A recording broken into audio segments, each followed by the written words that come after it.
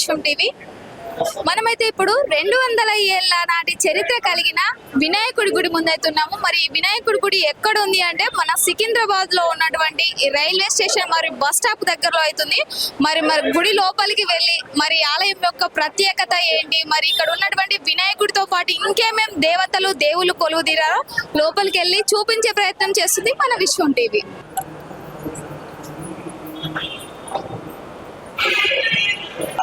వినాయకుడు ఏకదంతుడు, గణనాథుడు, గణపతి సాక్షాత్తు మనం ఇప్పుడు అదే దేవాలయంలో అయితే ఉన్నామండి. మరి మన హిందూ సాంప్రదాయం ప్రకారం ఎలాంటి పూజ చేసినా ఏం చేసినా మొదటిగా పూజించేది మాత్రం వినాయకుడు. మరి ఆ వినాయకుడు ఆశీస్సులు లభిస్తేనే కదండి మనం విద్యలో అయినా, ఉద్యోగంలో అయినా, సంపదలో అయినా, ఎందులో అయినా విజయం సాధిస్తాం. మరి అలాంటి వినాయకుడిని ఇక్కడ మీ అందరికీ చూపించే ప్రయత్నం చేస్తున్నాం.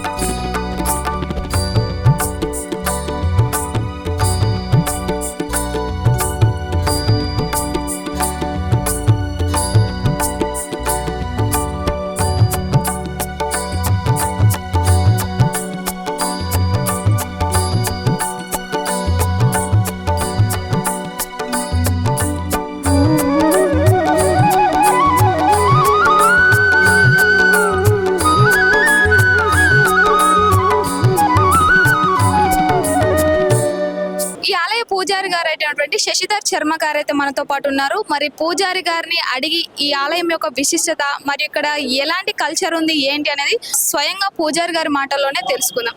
నమస్కారం పూజారి గారు.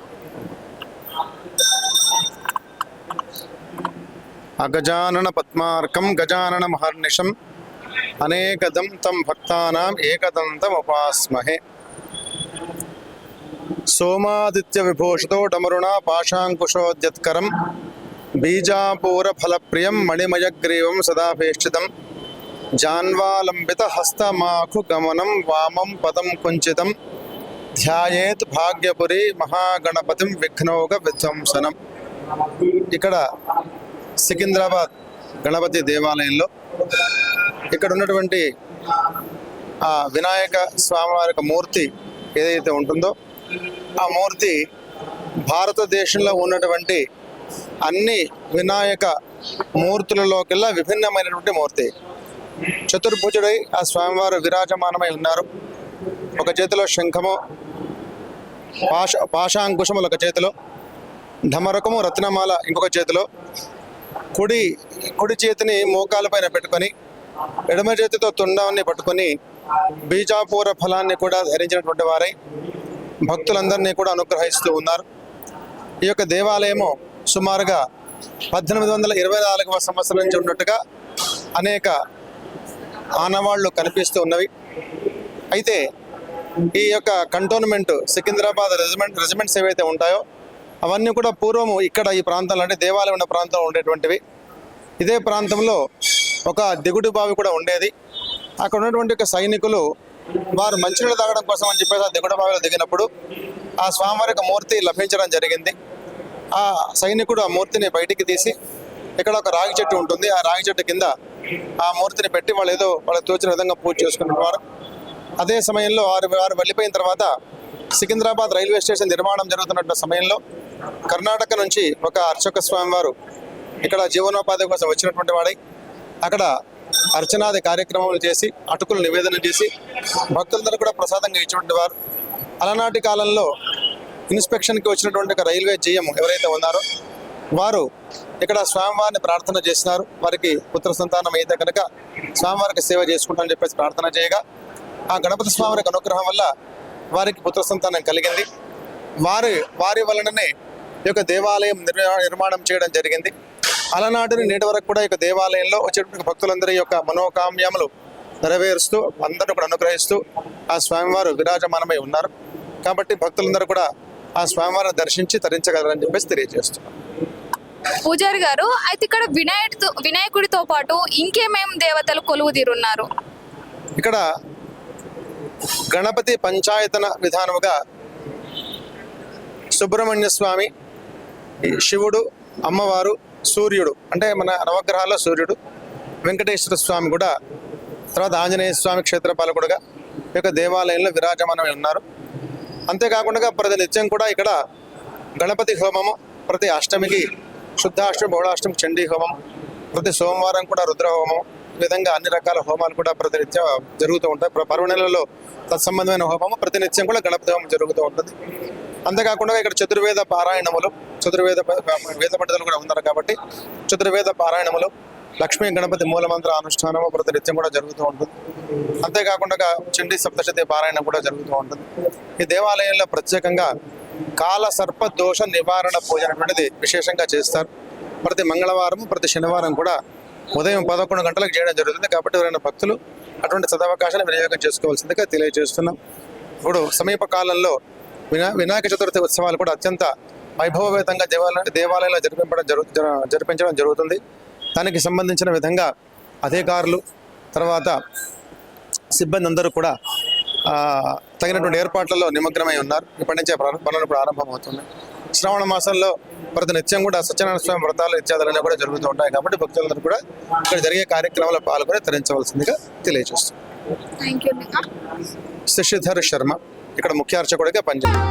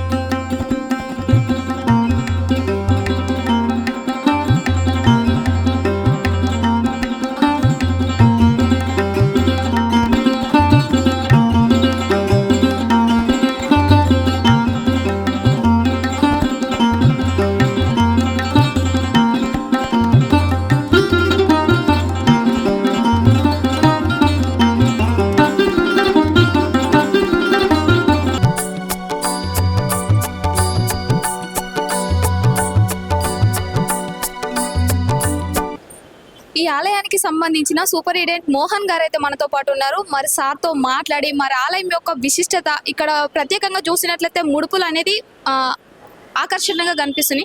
అసలు ముడుపులు కట్టడానికి కారణం ఏంటి, మరి ముడుపులు కడితే ఎలాంటి కోరికలు నెరవేరుతాయి, ఎలాంటి కోరికల కోసం ముడుపులు కట్టాలనేది ఒకసారి సార్తో మాట్లాడి తెలుసుకునే ప్రయత్నం చేద్దాం. నమస్కారం సార్. నమస్కారం అండి. నా పేరు మోహన్ అమ్మ. నేను ఇక్కడ పర్యవేక్షణగా పనిచేస్తున్నాను. దాదాపు నాది 37 ఏళ్ళ సర్వీస్ అయిపోయింది. గణపతి దేవాలయము ఈ స్వామివారు అంటే ఫస్ట్ 1824 అంటే 1824 సంవత్సరంలో బ్రిటిష్ రెజిమెంట్ ఉన్నప్పుడు వారి యొక్క మంచినీళ్ళ కొరకు బావిని తవ్వడంతో ఆ బావిలో స్వయంభుగా గణపతి స్వామి వారు ప్రత్యక్షమైనారు. దాన్ని అప్పటి నుండి ఇక్కడ ప్రతిష్ట చేసిన తర్వాత వెళ్ళి అంచెలంచెలుగా ఈ యొక్క దేవాలయం ఎదగడం అయింది. దేవాదాయ ధర్మాదాయ శాఖ 1966 సంవత్సరంలో ఈ దేవాదాయ శాఖ పరివిలోకి వచ్చినది. అప్పుడు బ్రిటిష్ రెజిమెంట్లో దొరికినటువంటి గణపతి స్వామి. సో ఈ గణపతి స్వామి విశేషం ఏంటంటే, మీకు ప్రపంచంలో అన్ని గణపతి దేవాలయానికి ఈ యొక్క గణపతి దేవాలయానికి భిన్నంగా ఉంటుంది. ఎందుకంటే గణపతి వారి స్వామి దగ్గర మీకు ఒక చేతిలో స్వామివారి దగ్గర ఈ పాశము డమురంతో పాటు బీంజం ఉంటుంది. అంటే ఈ యొక్క చేయి మీద సింహాసనం వేసుకొని తోడపైన చేయి పెట్టి కూర్చొని ఉంటాడు. దానివల్ల ఇక్కడ ఏంటంటే భక్తులు ఏ విధంగా ఏవి కోరుకున్నా కూడా వాళ్ళకందరికీ నెరవేర్చే దిశగా స్వామివారు వారి యొక్క ఆశీస్సులు ఇస్తడం వల్ల ఈ యొక్క కోరికలు ఇక్కడ ప్రగాఢంగా భక్తులకు నమ్మకం ఏంటంటే స్వామివారిని కోరుకుని మనస్ఫూర్తిగా కోరుకున్నటువంటి ఏదైనా కూడా ముడుపు ద్వారా కానీ ఇంకా ప్రత్యేకంగా అభిషేకం ద్వారా కానీ ఇంకా ఇతర అర్చన ద్వారా కానీ కోరుకున్నా కూడా మా యొక్క సమస్యలు ఇక్కడ గణపతి దేవాలయంలో మాకు స్వామివారి అనుగ్రహం ఉండి మేము అనుకున్న కోరికలు నెరవేరుస్తున్నాయన్న ప్రగాఢ వాళ్ళలో ఉన్నటువంటి ఆ భక్తి పంపుదనే ఇక్కడ ఈరోజు గణపతి దేవాలయం ఒక డిప్యూటీ కమిషనర్ స్థాయికి ఎదిగింది.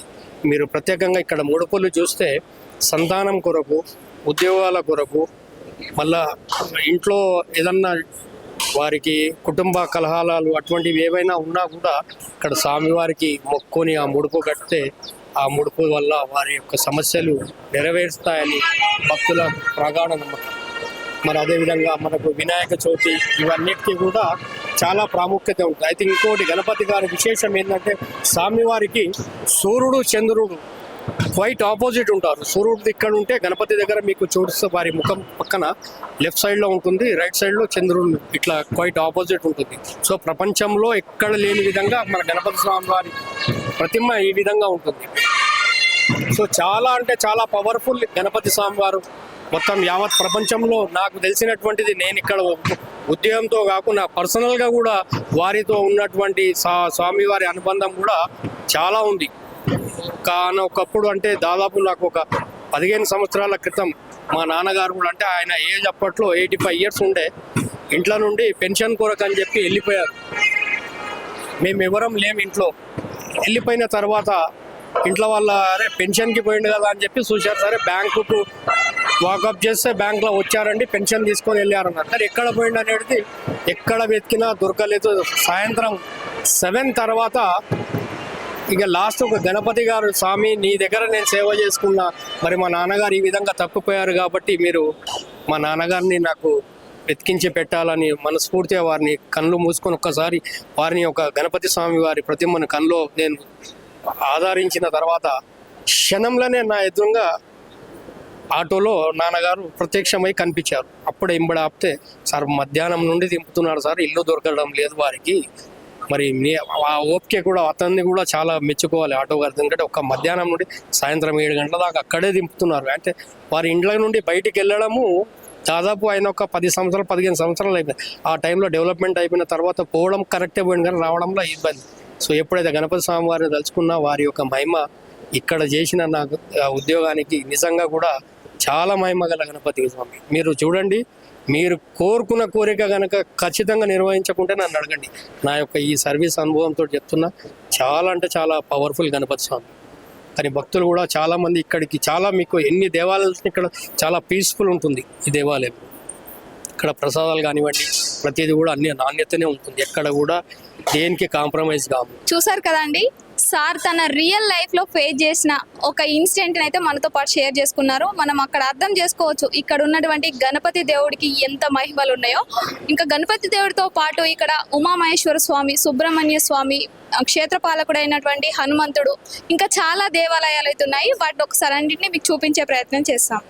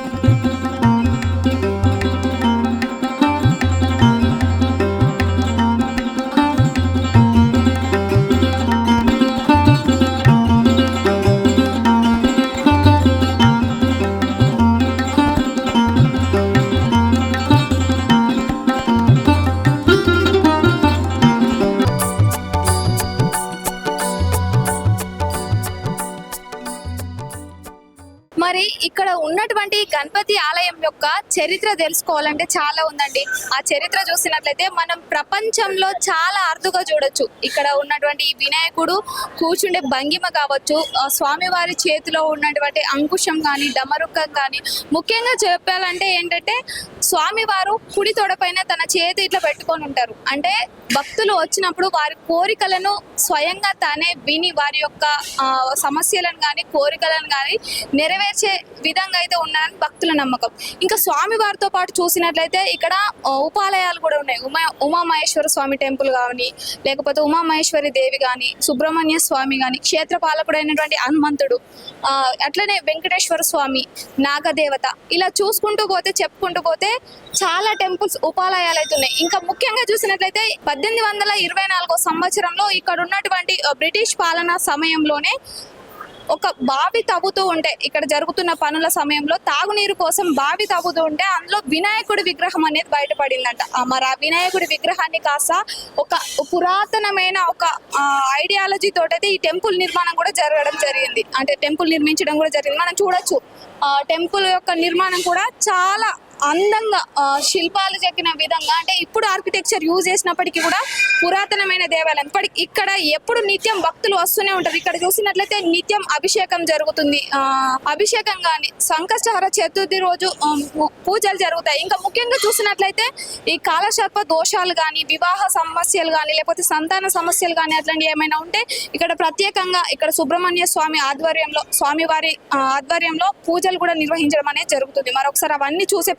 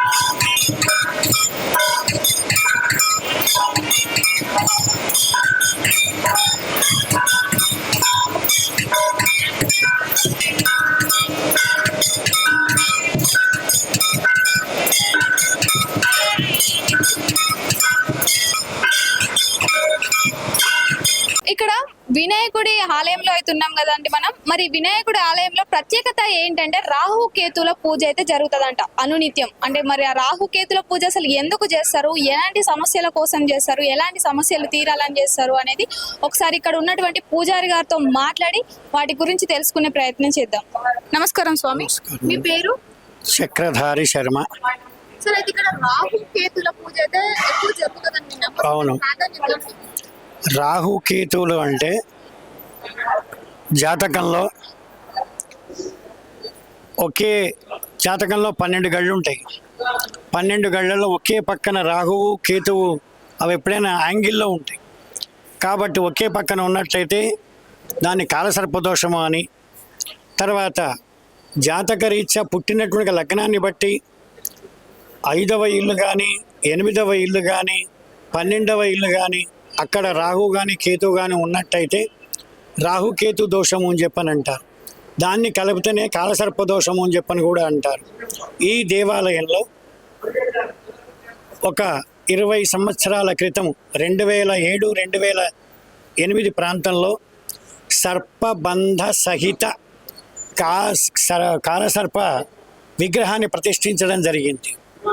ఆ విగ్రహంలో ఒకే విగ్రహంలో రాహువు, కేతువు, నాగదేవత, తర్వాత శివుడు, గరుత్మంతుడు, షష్ఠీదేవి, సంతానలక్ష్మి, విరధనారాయణి, పార్వతీ పరమేశ్వరులు, ఇది మొత్తము కలిపితే దీన్ని సర్పబంధము అని చెప్పని అంటారు.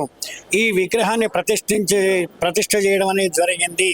ఆనాటి నుండి నేటి వరకు ప్రతినిత్యము ఆ సర్ప విగ్రహానికి మనం రోజు అభిషేకాలు, శనివారము మంగళవారము జనాన్ని కూర్చోబెట్టి పీటలు, సత్యనారాయణ పీటలాగా పీటలు వేసి ఆ పీటల మీద సామాగ్రి ఏర్పాటు చేసి నాగపడిగలిచ్చి రాహుకేతుల యొక్క పూజ చేయడం అనేటువంటిది జరుగుతుంది. దానితో వాళ్లకు మన యొక్క ఇంటికి, రాష్ట్రానికి, దేశానికి అన్నిటికీ కూడా ఈ కాలసర్పం యొక్క ప్రభావం అనేది బాగా ఉధృతంగా ఉంటుంది. దానివల్ల వివాహం కాకపోవడము, వివాహమైన అన్యోన్యత లేకపోవడము, అన్యోన్యత ఉన్న వివాహమైన సంతానం కలగకపోవడము, ఉద్యోగాలు దొరకకపోవడము, దొరికిన ఉద్యోగంలో చాలా రోజులు చేయకపోవడము, అంటే మనస్సు యొక్క స్థిరత్వం లేకపోవటము, ఆ తర్వాత వ్యాపారం చేస్తుంటుంటే ఎంత వ్యాపారం చేసినా లోపలికి పోవడము, తర్వాత దాంతో అభివృద్ధి లేకపోవడము, ఇటువంటి కారణాలన్నీ కూడా రాహుకేతువుల యొక్క నాగదేవత యొక్క దోషం ద్వారా ఉంటుంది. ఎందుకొరకంటే నాగదేవత దగ్గరనే ధనము, మణులు, మాణిక్యాలు, రత్నాలు ఏవైనా కానీ నాగలోకంలో ఉన్నాయి. కాబట్టి ఆ నాగదేవత అనుగ్రహమే కనుక ఉన్నట్టయితే మనకు ఎటువంటి యొక్క దరిద్ర బాధ అనేటువంటిది ఉండదు.